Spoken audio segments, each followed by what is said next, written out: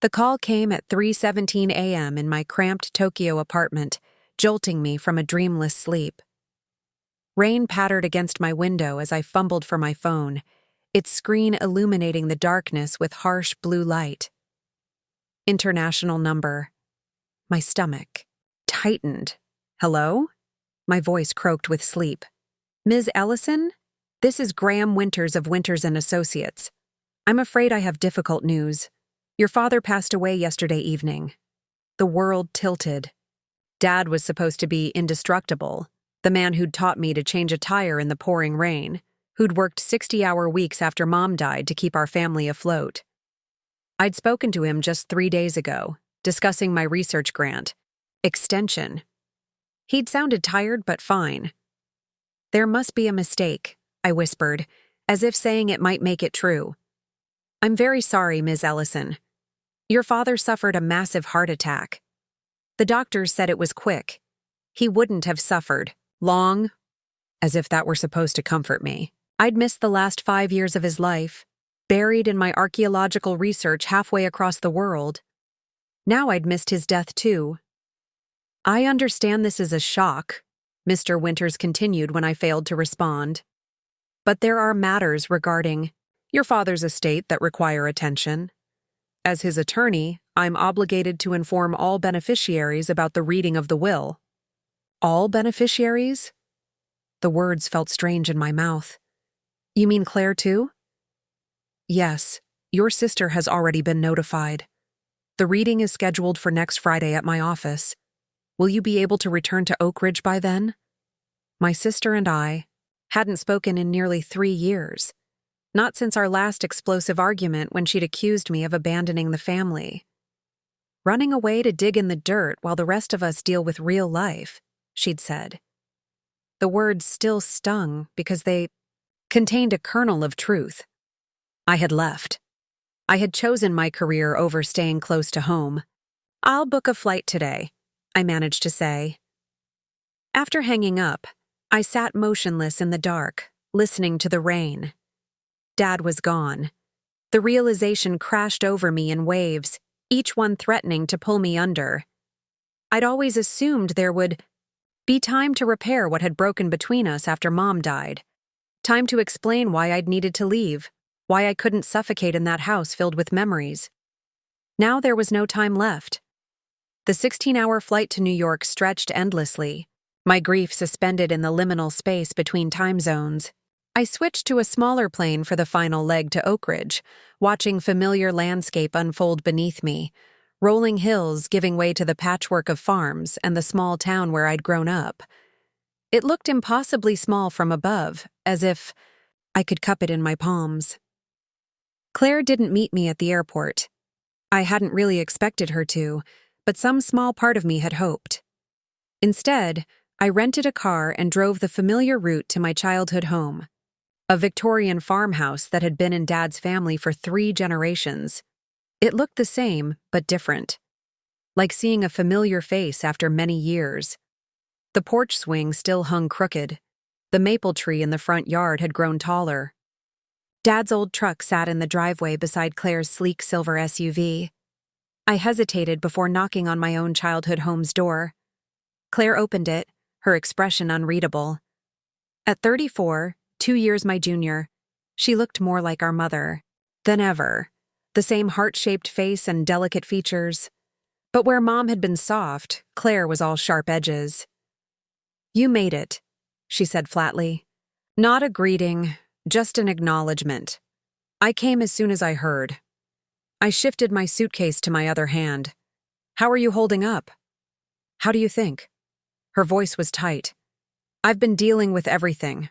The funeral arrangements, the medical bills, the condolence calls, everything. The accusation hung between us. I should have been here. I should have helped. I'm sorry, I said, though it felt woefully inadequate. I didn't know he was sick. He wasn't sick. Claire stepped aside to let me in. But he wasn't well either. You might have known that if you'd bothered to visit more than once every few years. The house smelled the same. Old wood, coffee, and the faint scent of Dad's aftershave. It hit me like a physical blow. I dropped my suitcase in the entryway, suddenly unsure of my place in this house that had once been home. "Your room's still upstairs," Claire said. "Dad never changed anything. Unlike my sister, who'd redecorated Mom's garden room into a home office within months of her death. I'd screamed at her for that, for erasing Mom's presence so quickly. Another fault line in our fractured relationship. "When's the funeral?" I asked, trying to navigate this new reality where we were orphans with nothing but each other and a chasm of resentment between us. "Tomorrow." Claire's voice softened slightly. "Dad didn't want anything elaborate, just a small service at Oak Ridge. Methodist. Reception here afterward." I nodded, throat too tight for words. Tomorrow I would say goodbye to my father, the finality of it pressed against my chest like a stone. "The lawyers' meeting is the day after," she continued. "Though I don't know why they're making such a production of it. Dad and I already discussed everything." Something in her tone made me look up sharply. "What do you mean?" Claire shrugged, a practiced gesture of casual indifference that didn't quite reach her eyes. "Dad made sure I'd be taken care of, that's all. He knew I was the one who stayed, the one who checked on him every day, who drove him to doctor's appointments and helped with the house. And I wasn't," I said quietly. "No, Anna, you weren't." For a moment, her composure cracked, revealing the raw hurt beneath. "You were digging up pottery shards in Japan while I put my entire life on hold to be here for him. So yes, Dad made sure I'd have the house and enough to be comfortable. I don't think that's unreasonable, do you?" I stared at my sister, processing what she was telling me. Dad had left everything to Claire? A small ugly part of me wanted to argue, to point out that I'd offered to help financially many times, that I'd called weekly, that I'd invited Dad to visit me in Japan. But I swallowed those protests. What right did I have to complain? Claire had been here. I hadn't. "I'm going to unpack," I said instead, picking up my suitcase. I needed to escape her accusing gaze, needed to process this new information. As I climbed the familiar stairs, each one creaking in places I still remembered, I tried to quell the sense of betrayal rising in my chest. It wasn't about the money, or even the house. It was what the decision represented. Dad's final judgment on my choices. My childhood bedroom remained frozen in time. Bookshelves filled with archaeology texts, faded posters of ancient ruins on the walls, the collection of arrowheads Dad and I had found together displayed in a shadow box.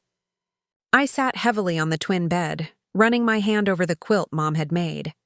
Had I really expected that I could leave for years and return to find my place preserved? That I could orbit away from my family and still claim an equal share of what they'd built together in my absence? But beneath these rational thoughts, a smaller, more childish voice whispered, "Dad wouldn't have cut me out completely. He wouldn't have left me nothing. Would he? Would he?" I barely slept that night, haunted by memories of Dad. Dawn found me at the kitchen window, clutching a mug of coffee and watching the sunrise paint the fields gold, just as he used to do. The funeral was a blur of somber faces and hushed condolences. I recognized some people from my childhood, now older with graying hair and deeper wrinkles. Others were strangers. Dad's life had continued while mine had taken me across oceans. "Your father was so proud of your work," Mrs. Lawson, his next-door neighbor, squeezed my hand. "Always showing everyone your photos from those dig sites. My daughter, the professor," he'd say. Each such comment was a dagger to my heart. Dad had bragged about me while I'd been absent. Claire stood across the room, accepting condolences with practiced grace, her black dress impeccable, her composure unshakable. Until our eyes met over the crowd, and I glimpsed raw pain there before she looked away.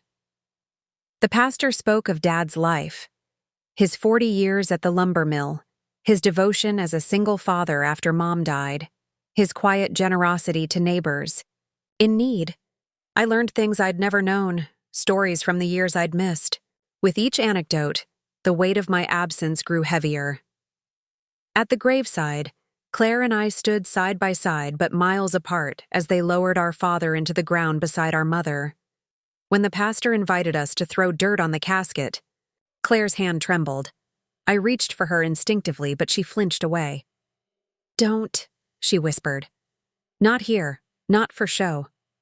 Back at the house, I moved through rooms packed with mourners, serving food I hadn't prepared in the home that was apparently no longer mine. I overheard snippets of conversation that stopped when I approached. Something about the will. About Claire. About Dad's final wishes. When the last guest finally left, I found Claire in Dad's study, staring at his reading chair as if expecting him to materialize there. "We need to talk," I said. "About what? The will?" Dad left the house to me, Anna, along with most of his assets. She didn't look at me. "He changed it 2 years ago." 2 years ago? Why would he? Because I asked him to. Claire finally turned, her eyes red-rimmed but defiant. "After you refused to come home when he had his first minor heart attack. Do you even remember that call?" I did. I'd been in the middle of a crucial excavation. I'd justified staying by telling myself it wasn't serious, that Dad had recovered quickly. "That was when I realized you were never coming back," Claire continued. "Not for anything that mattered. So I asked Dad to make it official, to recognize who really was family and who had just moved on." Her words hit like physical blows. "That's not fair. I couldn't just abandon my research. My career was always more important than us." "I know." Claire's voice cracked. "Do you have any idea what it's been like? Watching him check the mail daily for postcards that rarely came? Hearing him make excuses for why you missed another holiday? He kept your room exactly the same, Anna, like some shrine to the daughter who chose dusty artifacts over her living family." The guilt I'd carried for years crystallized into something sharp and unbearable. But beneath it, something else stirred. Anger. I didn't abandon him. I called every week. I sent money. Money. Claire laughed bitterly. "Like that's the same as being here. Some things can't be fixed with your professor salary, Anna. Some absences can't be filled with phone calls." I took a deep breath, fighting for control. "I understand you're hurt. I am too. But this feels like punishment, not justice." "Well, that's between you and your conscience." Claire turned back to Dad's chair. "The will reading is tomorrow at 10. I'll drive separately." That night, I sat on my childhood bed surrounded by the remnants of who I'd once been. On the nightstand stood a photo I'd forgotten, Dad and me on a camping trip the summer before college, his arm around my shoulders, both of us laughing at some forgotten joke. I traced his face through the glass. "What were you thinking, Dad?" I whispered.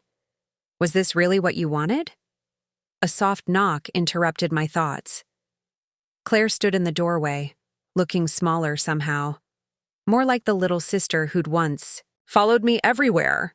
"I found this in Dad's desk," she said, holding out an envelope with my name written in Dad's familiar scrawl. "I think he meant for you to have it." She placed it on the bed and left without another word. For a long moment, I stared at the envelope, afraid of what it might contain. Finally, I slid my finger under the flap. Inside was a single sheet of paper, not a letter but a legal document, a mineral rights agreement dated 3 years ago. I frowned, scanning the technical language until I reached a highlighted section that made my heart skip. Full ownership of all mineral and resource rights to the Ellison property at 1428 Ridge Road, Oak Ridge, shall transfer solely to Anna Catherine Ellison upon my death, separate from any disbursement of the property itself. Below, in Dad's handwriting, "Anna, some treasures lie beneath the surface. Love, Dad." My hands trembled. Mineral rights? What could possibly be valuable under our old farmhouse? And why separate them from the property itself? I turned the document over, searching for answers, when a small news clipping fell out. It was dated just before Dad changed his will, with the headline, Energy company confirms major natural gas deposit in Oak Ridge Basin. Our farm sat right in the middle of that basin. I sank back against the headboard, mind racing. Dad hadn't cut me out after all. He'd given Claire the house and left me what might be worth far more. The rights to whatever lay beneath it. Rights that Claire clearly knew nothing about. But why the secrecy? Why not tell us both? The answer came like a whisper in Dad's voice. Because he knew his daughters. Knew we'd need something to bring us back together once he was gone. Tomorrow. At the will reading, Claire would learn the truth. I stared at the ceiling, wondering how she would react, and what other surprises Dad might have left behind. Preparing and narrating this story took us a lot of time, so if you are enjoying it, subscribe to our channel. It means a lot to us. Now back to the story. The law office of Winters and Associates occupied the second floor of Oak Ridge's only brick building downtown. I arrived early, the mineral rights document burning a hole in my purse. Should I confront Claire before the reading? Show her what Dad had done? Something held me back. Perhaps the need to understand his full intentions first. The waiting room. Walls displayed Graham Winters' credentials alongside hunting trophies. A gray-haired receptionist offered me coffee in a mug advertising a local bank. Small-town law at its most authentic. Claire swept in precisely at 9:58, her hair pulled back severely, wearing a charcoal pantsuit that seemed designed for battle. She nodded curtly in my direction but took a seat across the room. Ladies, Graham. Winters emerged from his office, a portly man with kind eyes behind wire-rimmed glasses. I'm deeply sorry for your loss. Your father was a good man and a dear friend. He ushered us into a conference room where a young associate waited with documents spread across a polished table. Before we begin, I should note that James was very specific about how this should proceed. Winters settled into a chair, gesturing for us to do the same. He anticipated there might be tensions. Claire's spine stiffened. I studied my hands. Let's start with the formal reading, Winters said, unfolding a document. I, James Edward Ellison, being of sound mind, hereby declare this to be my last will and testament. Standard legal preamble gave way to specific bequests. Dad's truck to his foreman, his fishing gear to his poker buddy, a generous donation to the local library. Then came the parts we were waiting for. To my younger daughter, Claire Elizabeth Ellison, I leave my primary residence at 1428 Ridge Road, including all furnishings and personal effects contained therein, along with my life insurance policy valued at approximately $200,000. Claire nodded, as if this confirmed what she already knew. Her eyes darted toward me, a flash of something, vindication, challenge, before looking away. To my elder daughter, Anna Catherine Ellison, I leave my retirement accounts and investments. Valued at approximately $150,000, I frowned. This contradicted nothing we'd already believed, but made no mention of the mineral rights document in my purse. Claire seemed to relax slightly at my apparent disappointment. Winters continued reading through smaller items until he reached the end, then set the will aside. That concludes the formal will, he said. However, James left additional instructions and documents to be revealed at this time. Claire's head snapped up. What additional documents? Winters retrieved a sealed envelope from his briefcase. This explains his full intentions.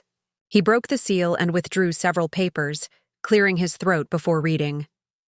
My dear daughters, if you're hearing this, I've finally run out of time to fix what broke between us all those years ago. The grief of losing your mother affected us each differently. Claire, you needed to stay close to home, to hold tight to what remained. Anna, you needed distance to heal, to build something new. Neither approach was wrong, just different. But those different paths pulled you apart, and I bear responsibility for not helping you understand each other better. So I've devised this final lesson. Claire, You've been my rock, my daily comfort these past years, and the house is your rightful home. But Anna's pursuit of her dreams wasn't abandonment. It was her way of honoring your mother's memory, as she always encouraged you both to follow your passions wherever they led. What neither of you realized is that 3 years ago, I received an offer from Meridian Energy regarding natural gas deposits potentially located beneath our property. Instead of selling, I separated the mineral rights from the property deed, a legal division of our family legacy. Claire's face drained of color. Her eyes darted to me in sudden understanding. Winters continued reading. Anna holds the mineral rights, while Claire owns the land above. Neither can profit without the others. Cooperation. This arrangement wasn't made to cause conflict, but to require reconciliation. My dearest wish is that you'll find your way back to being sisters first, before any business decisions are made. Silence fell across the room. Claire stared at the table, unmoving. There's more, Winters said gently. A final clause. He turned the page and continued. However, I wasn't born yesterday. I know my stubborn daughters too well to leave things entirely to chance. Therefore, I've established a deadline. If you cannot come to a mutual agreement regarding the development of these resources within 1 year of my death, all rights, both property and mineral, will be donated to the Oak Ridge Conservation Trust, and neither of you will receive any benefit. He can't do that, Claire finally spoke, her voice barely audible. The house is mine. I'm afraid he can, Winters replied sympathetically. The property transfer includes this contingency clause. It's unusual but entirely legal. I sat in stunned silence. Dad's plan suddenly crystallized. He hadn't been punishing me by giving Claire the house. He'd been forcing us into a position where we had to work together, where neither could simply walk away. According to preliminary surveys, Winters continued, the potential value of the natural gas deposits, if developed, could exceed $5 million. The figure hung in the air between us. Claire's laugh was sharp and humorless. Well played, Dad. She turned to me with eyes like flint. Did you know about this? Is that why you suddenly found time to come home? I only discovered the mineral rights document last night, I admitted, withdrawing it from my purse and sliding it across the table. I'm as surprised as you are about the contingency clause. Claire examined the paper, her expression unreadable. So, what now?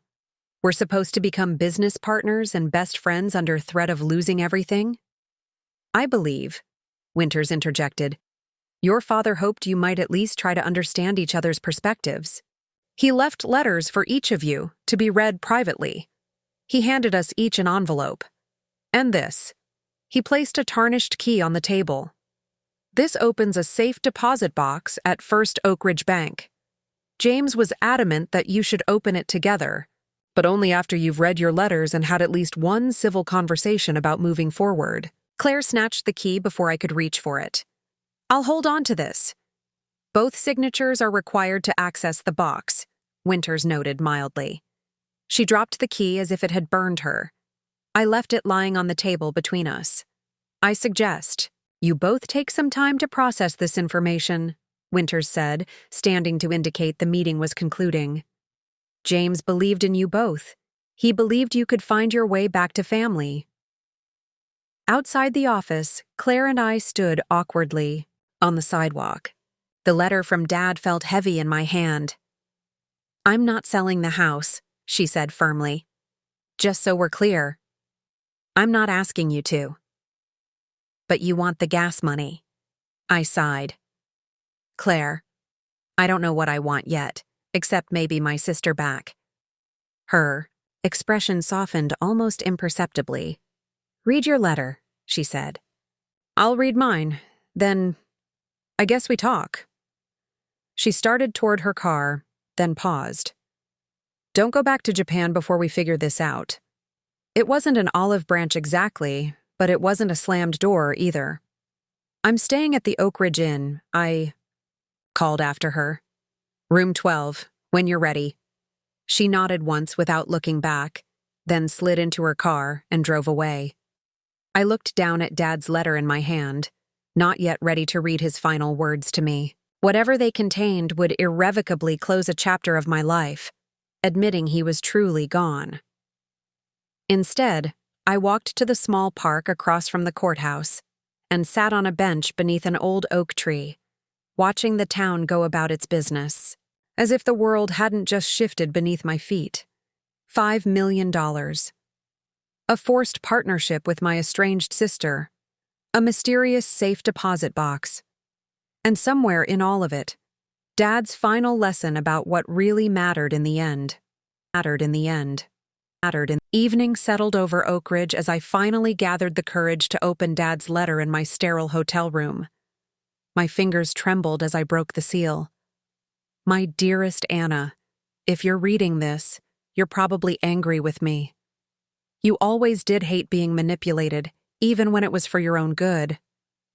Remember how furious you got when I secretly applied to that archaeology summer program on your behalf during high school? You didn't speak to me for days, until the acceptance letter came. I'm taking a similar gamble now, though the stakes are higher. You might think I'm punishing you for leaving, but nothing could be further from the truth. Your mother and I always knew you'd fly far from our little nest. It's why we named you after Amelia Earhart's sister. You were born to explore, to discover, to connect the past with the present. I've watched your career with more pride than you'll ever know. What you don't understand, what I failed to help you see, is that your sister's decision to stay wasn't weakness or lack of imagination. It was a different kind of strength. While you excavate ancient civilizations, Claire has been excavating our family history, preserving what would otherwise be lost. She's cataloged every family photo, digitized your mother's recipes, recorded my stories about the farm's history. You both inherited your mother's passion for preservation. You just express it differently. Now about this mineral rights business. 3 years ago, when those energy company representatives approached me, my first thought was how the money could secure both your futures. But I quickly realized something more valuable was at stake. Your relationship as sisters. The safe deposit box contains information you'll both need, not just about the potential value beneath the farm, but about the true worth of what lies within your reach if you can find a way back to each other. I've made things difficult, I know, but the hardest ground often yields the most precious discoveries. Isn't that what you always tell me about your excavations? Claire needs your vision, Anna, and you need her rootedness. Together, you're stronger than either of you realizes. All, my love, Dad. I set the letter down, tears streaming freely now. Dad hadn't been punishing me. He'd seen through my professional accomplishments to the emptiness beneath. For all my work connecting historical dots, I'd failed to maintain the connections that mattered most. My phone buzzed with a text from Claire. "We need to talk. Breakfast tomorrow? Daisy's Diner, 8 a.m. No please, no nicety. Typical Claire. But it was a start. I replied with a simple, "I'll be there," and tried to sleep. Dad's words echoing in my mind.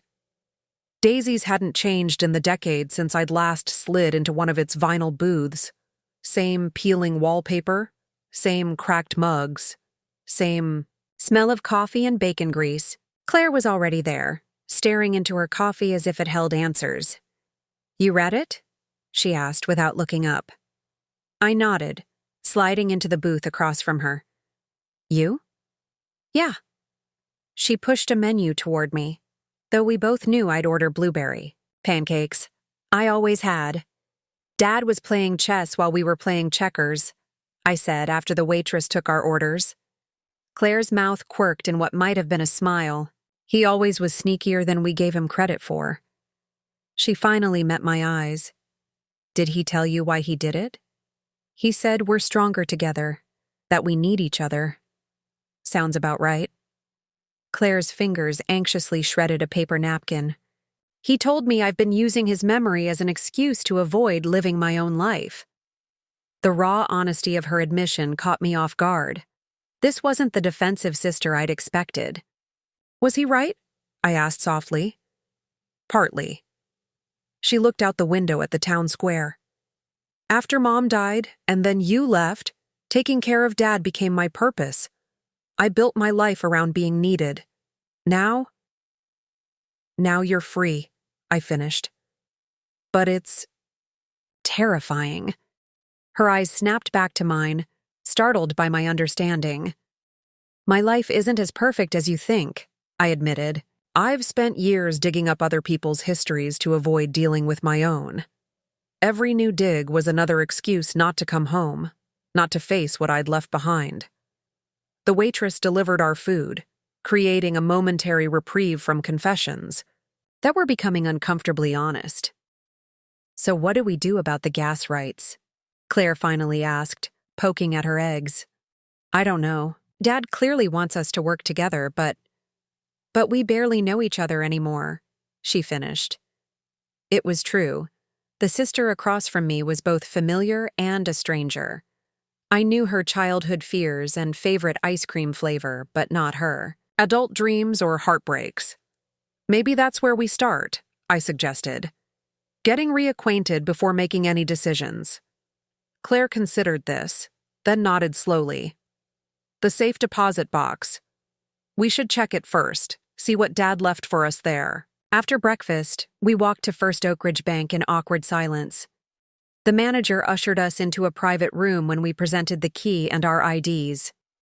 "I'll give you ladies some privacy," he said, leaving us with a long metal box on the table. Claire inserted the key with an audible click. We exchanged glances, then opened the lid together. Inside lay several folders, a small velvet pouch, and an old leather journal I instantly recognized as Mom's. "Her diary," Claire whispered. I thought it was lost. Beneath these items was a detailed geological survey with "confidential" stamped across it, showing the estimated value and extent of the natural gas deposit. The numbers were staggering, much higher than Winters had indicated. 7.2 million, Claire read, her voice faint. Potential extraction over 15 years. But it was the next document that made us both freeze, a decade-old letter. From Meridian Energy to Dad, dated just months after Mom's death. I read it aloud, my voice growing tighter with each sentence. "While we understand your reluctance to sell during this difficult time, our preliminary tests indicate significant deposits. We are prepared to offer $1.2 million for full mineral rights to your property." "He turned them down," Claire whispered. "Right after Mom died, when we were struggling financially. He could have sold." I continued reading. "As discussed, we respect your concerns about environmental impact on neighboring properties. Should you reconsider?" Claire grabbed the letter from my hands. "He never told me. We were eating ramen noodles for dinner. I was working 2 jobs to help with bills, and he had $1 million offer in his pocket." "He must have had his reasons," I said, though I was equally stunned. The velvet pouch revealed Mom's emerald ring, the one Dad had proposed with, the one she'd promised would be passed down. A note in Dad's handwriting accompanied it. "For whichever daughter has the wisdom to wear this first at the signing of a mutual agreement about the farm's future." Claire made a sound between a laugh and a sob, still orchestrating from beyond the grave. I reached for the journal, but Claire's hand shot out, stopping me. "Not yet," she said, her voice strained. "I can't. Not here." I understood. Mom's private thoughts were more precious, more terrifying than any financial documents. As we carefully repacked the box, I spotted an envelope taped to the inside lid. My name was written on the front in unfamiliar handwriting. "What's that?" Claire asked as I peeled it free. Inside was a single sheet of paper, yellowed with age.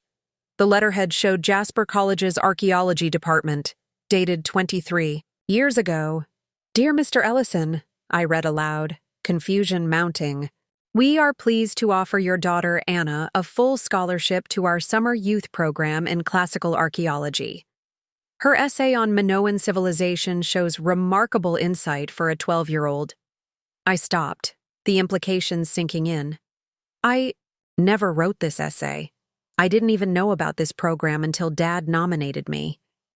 But that's your report, Claire said quietly. The one you stayed up all night working on for 6th grade. The one Mom helped you with before she got sick. Memories rushed back. Mom and I hunched over encyclopedias at the kitchen table. Her patient explanations of ancient Crete, the pride I'd felt earning an A+. Dad submitted it without telling me. I whispered. This program was what made me want to become an archaeologist. He did the same thing with my photography, Claire said softly. Sent my pictures to that local competition. Remember? The one that led to my first professional gig. We stared at each other across the table, suddenly seeing the invisible threads our father had carefully woven throughout our lives, nurturing our passions even when they took us in opposite directions. The bank manager knocked gently before entering. Finding everything you need, ladies? We nodded, too overwhelmed to speak. Outside the bank, standing in the spring sunshine, Claire finally broke our silence. Come to the house for dinner, she said. We should read Mom's journal together. It wasn't forgiveness or reconciliation, not yet, but it was an invitation across the divide. A start. I'd like that, I said. As we parted ways, I realized Dad had given us one final gift, not the mineral rights or the house or even Mom's journal, but the push we needed to excavate our relationship, to dig through the accumulated layers of hurt and distance, to find what remained of our foundation. The cow. Real inheritance wasn't buried under the farm. It was buried within us. It was buried within us. The farmhouse looked different at dusk.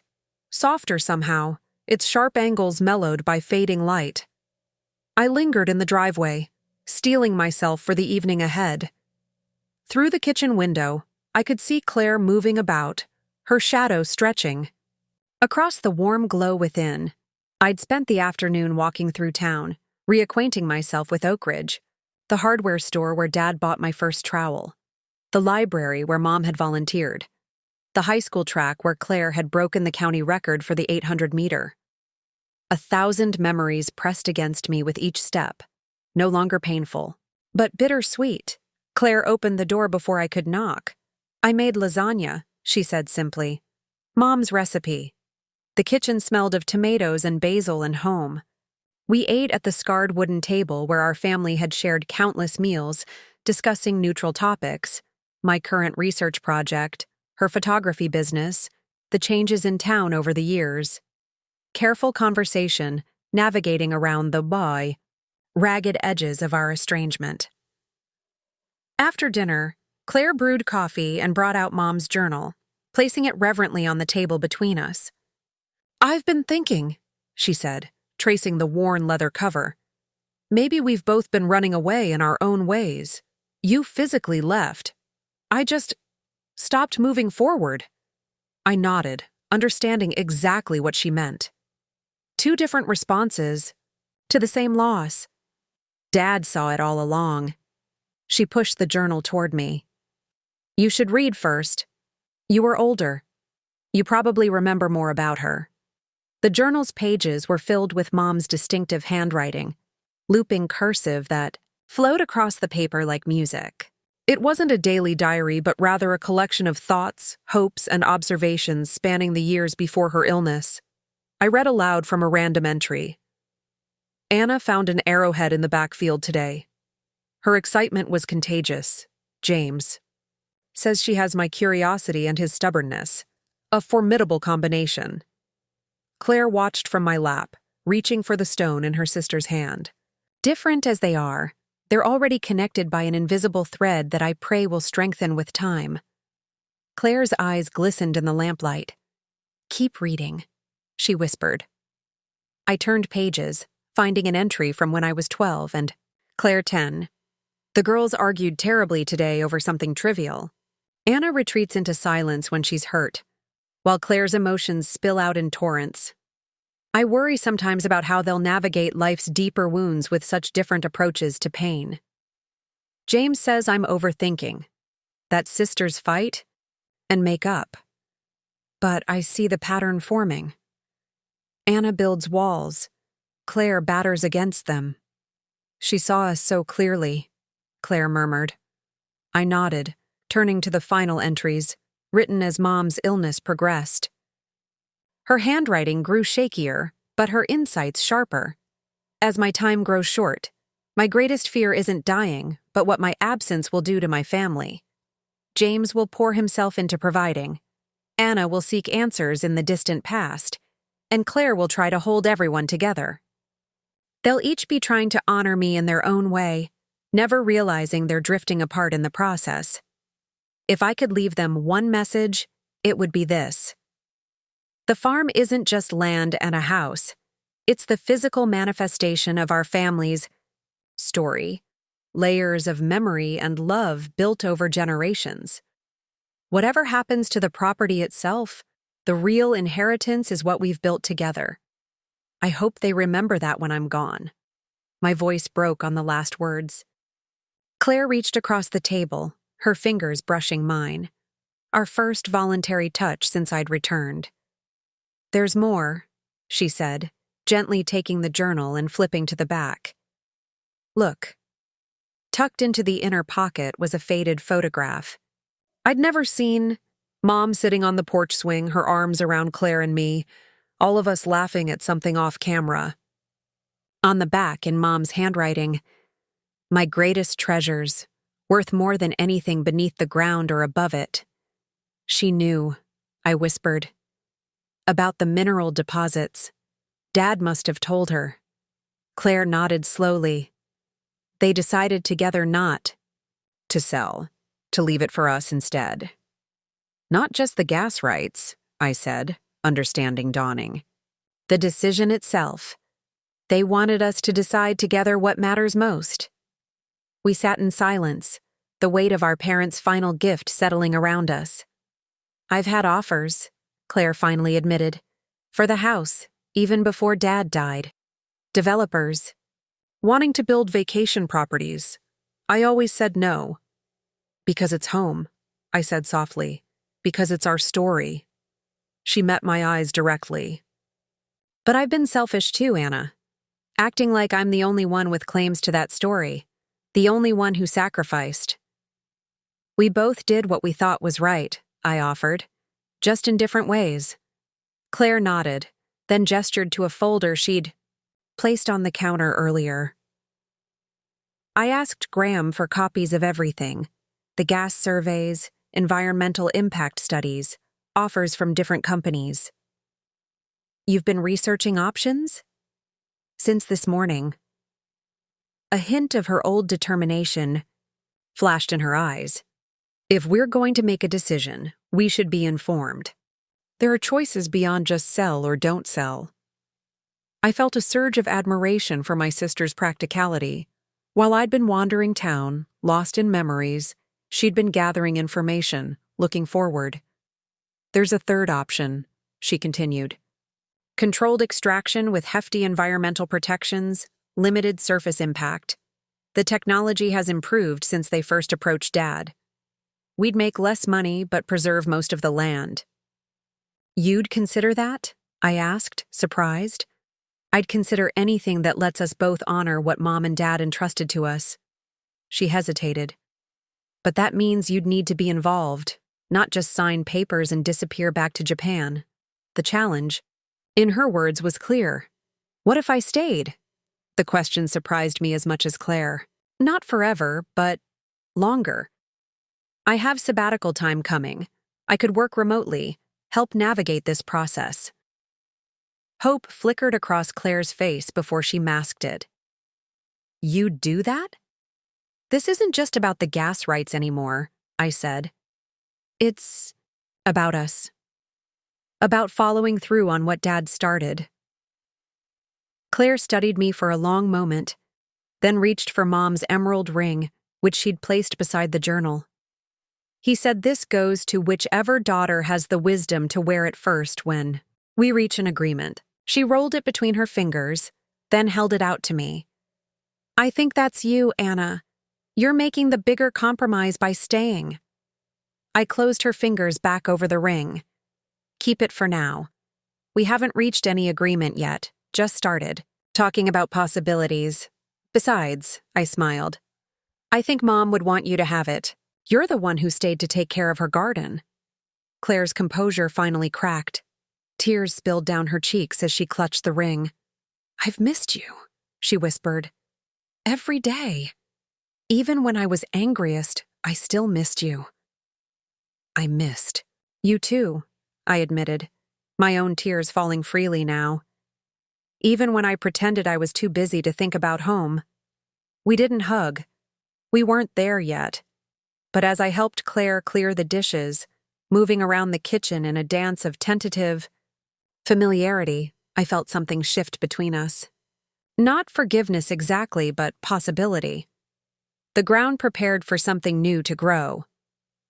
Later, standing on the porch before leaving for my hotel, I looked out over the darkened fields, imagining the invisible treasure beneath, not just the natural, gas, but the layers of family history, of choices made and paths taken.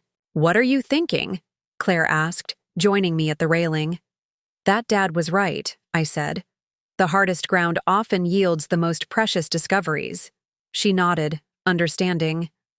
Come back tomorrow? We could go through some of these proposals together. It wasn't just about business. It was an invitation to rebuild. I'll bring breakfast, I promised. As I drove back to the hotel, Mom's words echoed in my mind. The real inheritance is what we've built together.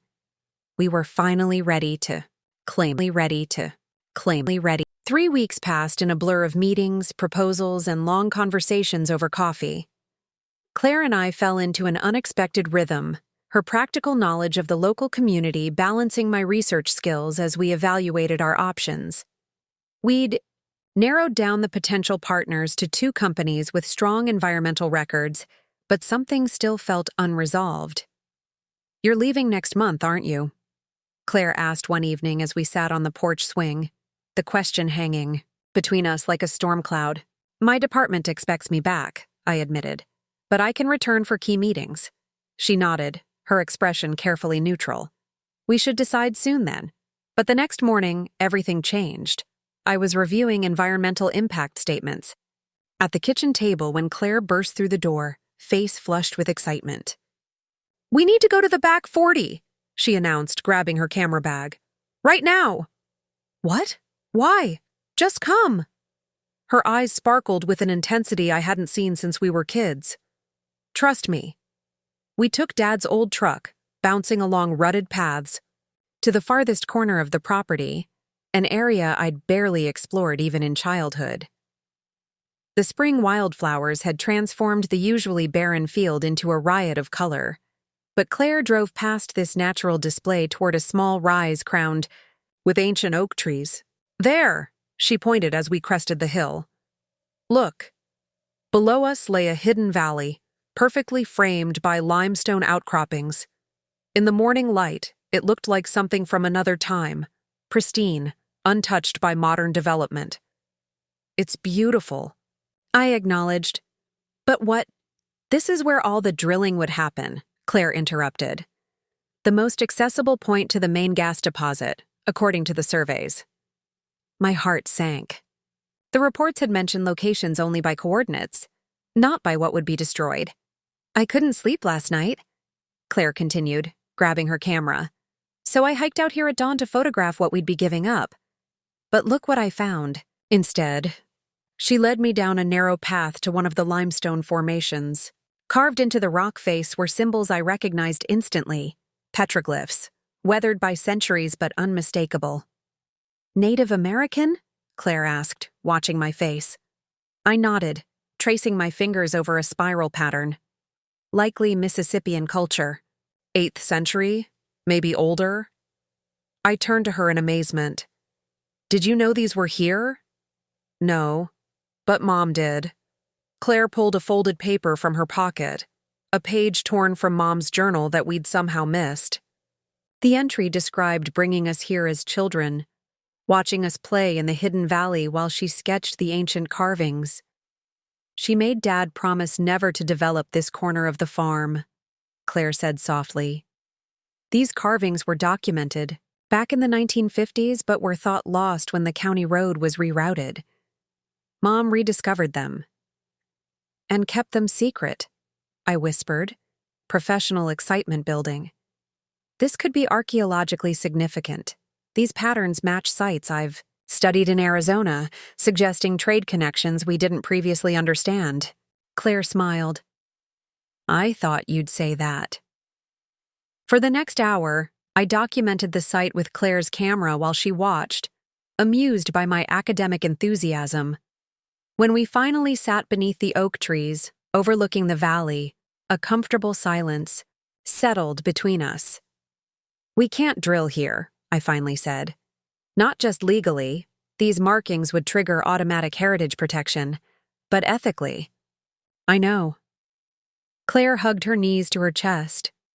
But that doesn't solve our inheritance problem. I stared out at the landscape, thinking of Mom's hidden journal entry, of Dad's cryptic final arrangements. Maybe it does. That afternoon, we called an emergency meeting with Graham Winters and representatives from the Oak Ridge Historical Society and Conservation Trust. By evening, we had the outline of a plan so perfect, it seemed our parents must have anticipated it all along. 1 month later, we stood on that same hillside surrounded by community members, press, and officials from the State Historical Commission. Today, the Conservation Trust director announced, thanks to the generosity of the Ellison sisters, we're establishing the James and Catherine Ellison Heritage Preserve, protecting both the archaeological treasures and natural resources of this unique landscape. Applause rippled through the crowd as Claire and I unveiled the dedication plaque. The agreement we'd structured was complex but elegant. We'd donated the archaeologically significant portion of the land, retaining controlled mineral rights to the remainder. The compromise extracted less gas but preserved the most important areas, with a percentage of profits funding both the preserve and a college scholarship for local students interested in environmental science or archaeology. Your parents would be proud, Graham Winters murmured as photographers captured us beside the plaque. I caught Claire's eye across the crowd. She wore Mom's emerald ring now. We'd decided to share it, trading it back and forth at family holidays, building new traditions to replace those we'd lost. Later, after the celebration dinner in town, Claire and I sat on the farmhouse porch, beneath a blanket of stars. I extended my lease on the cottage by the community college, I said, breaking our comfortable silence. 2 semesters. The department approved my research proposal to document the petroglyphs. Claire's surprise was evident. You're staying that long? I missed too much already.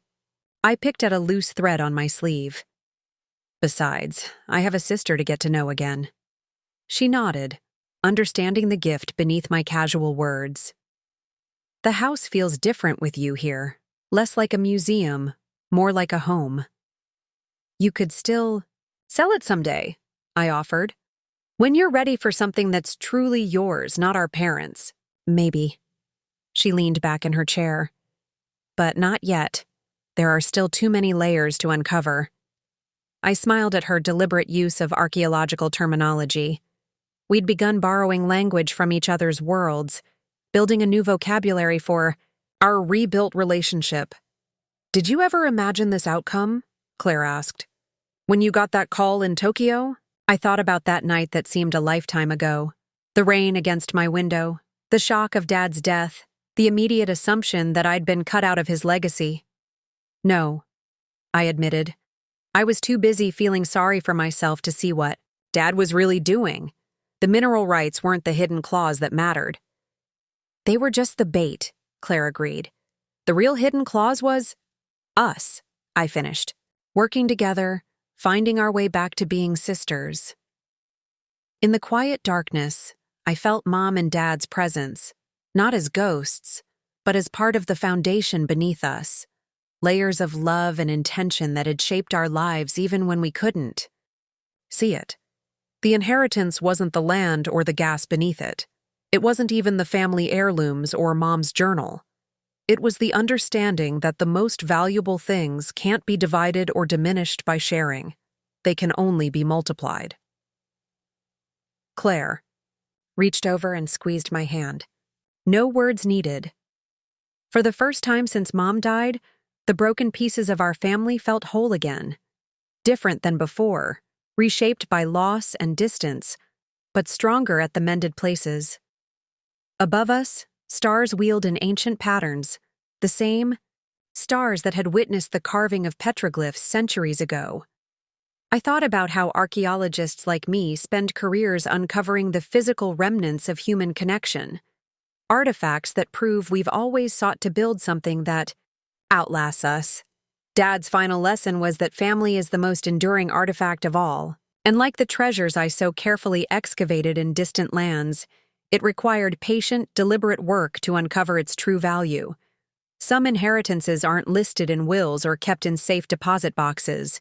They're passed along in the invisible bonds between people who share the same story, even when they've temporarily forgotten how to read it together. Claire and I had finally remembered.